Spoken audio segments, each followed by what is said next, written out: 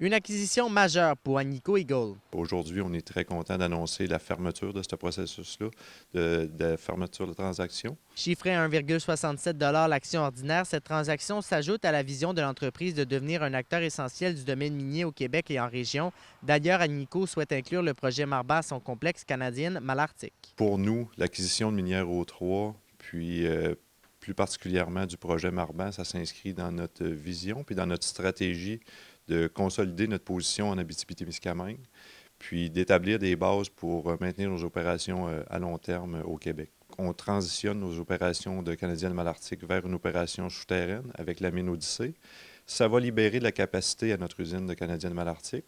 Puis le projet Marban pourrait bénéficier de cette capacité d'usinage-là pour entrer en production ultérieurement. Les quelques acteurs du milieu qui ont accepté aujourd'hui de commenter la transaction ne sont pas nécessairement surpris de voir cet achat. Il n'y a aucune surprise là. Comme tel, je veux dire, le projet est très proche, là. On parle d'à peu près 10 km là, en ligne droite là, vers le complexe de Canadian Malartic. Donc, que Agnico Eagles a voulu l'acheter, là, c'était très prévisible. Les entreprises d'exploration ont de la difficulté à trouver du financement.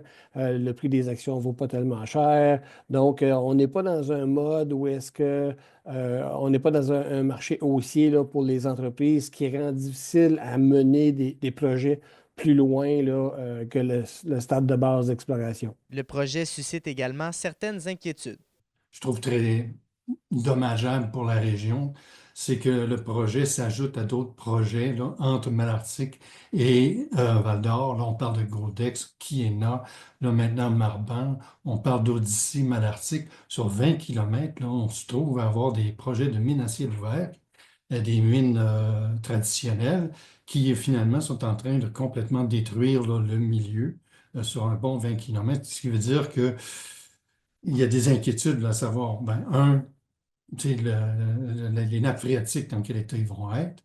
Et une fois que les projets vont être terminés, d'ici peut-être 10-15 ans, toute cette région-là va être complètement dévastée. D'ailleurs, pour 2025, Agnico Eagle va compléter une étude sur le projet Marban, mais leur vision à long terme serait une opération à ciel ouvert.